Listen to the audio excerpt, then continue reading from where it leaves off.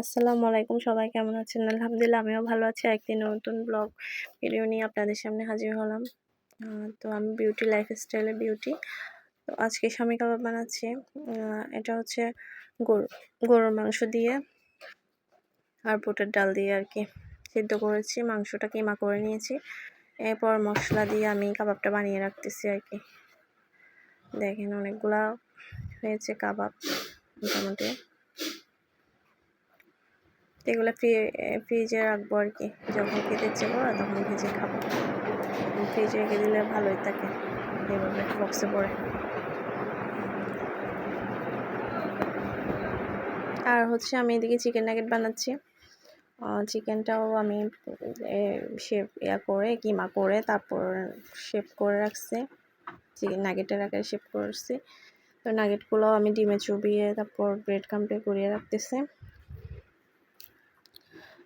নাগেটগুলো আমার বাচ্চারা অনেক পছন্দ করে, তো বেশিরভাগ সময়ে আমি বাসায় বানিয়ে রাখি। অবশ্য কিনেও আনি, মাঝে মাঝে ভালো না লাগলে কিনেও আনি, যেহেতু বাচ্চারা পছন্দ করে। আবার বেশিরভাগ সময় বাসায় বানিয়ে রাখি, যখন ভালো সুস্থ থাকি তো বাসায় বানিয়ে রাখি।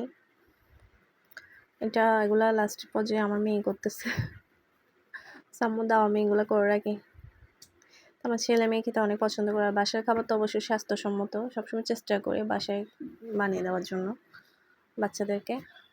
এই যে অনেকগুলো হয়েছে, এগুলো সব ফ্রিজে রাখতেছি। তাও কিছু খাওয়ার জন্য ভেজে দিচ্ছি বাচ্চাদেরকে। মজা হয়েছে, উপরটা একদম ক্রিস্পি হয়েছে, ব্রেড ক্রামে গড়িয়েছে, যেহেতু সুস্বাদু হয়েছে অবশ্যই।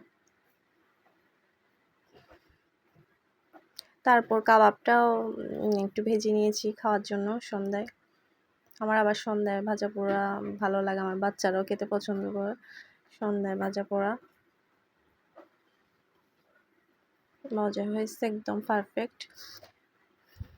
তো এরপর একটু পুডিংও বানিয়ে রাখতেছি, যেহেতু ঝাল নাস্তা খেয়েছি, পুডিং খেতে ইচ্ছা করতেছে। তো পুডিংটাও বানিয়ে রাখলাম। পুডিংটা অনেক সফট এবং মজা হয়েছে নাস্তাটা। কে পছন্দ করছে? আমার মেয়ে বলছে অনেক ভালো হয়েছে, ছেলে তো খায় না।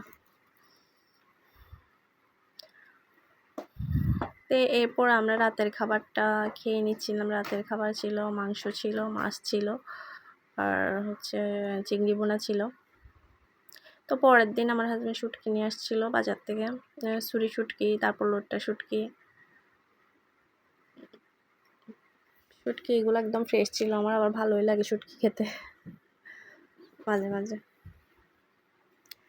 এরপর আমরা অর্ডার করেছি ফ্রেঞ্চ ফ্রাই আর পিৎজা। আমার মেয়ে নাকি পিৎজা খাবে, কয়েকদিন যাবতে বলতেছে আম্মু আমি পিৎজা খাবো। তারপর আবার আমার ছেলে যে ফ্রেঞ্চ ফ্রাই বেশি পছন্দ করে, পিৎজাটা খাই না। তো আমরা ফ্রেঞ্চ ফ্রাই আর পিৎজা খেয়েছি সন্ধ্যায় নাস্তায়। অনেক মজা হয়েছে। পিৎজাটা একদম মানে চিজ ছিল, চিকেন ছিল, সসেস ছিল, অনেক মজা হয়েছে পিৎজাটা। আবার ওই ফ্রেঞ্চ ফ্রাইটাও ক্রিস্পি হয়েছে। বাসায়ও বানায় মাঝে মাঝে, আবার অর্ডার করি আর কি। তো ভালো থাকবেন, আজকের ব্লগটা এ পর্যন্তই।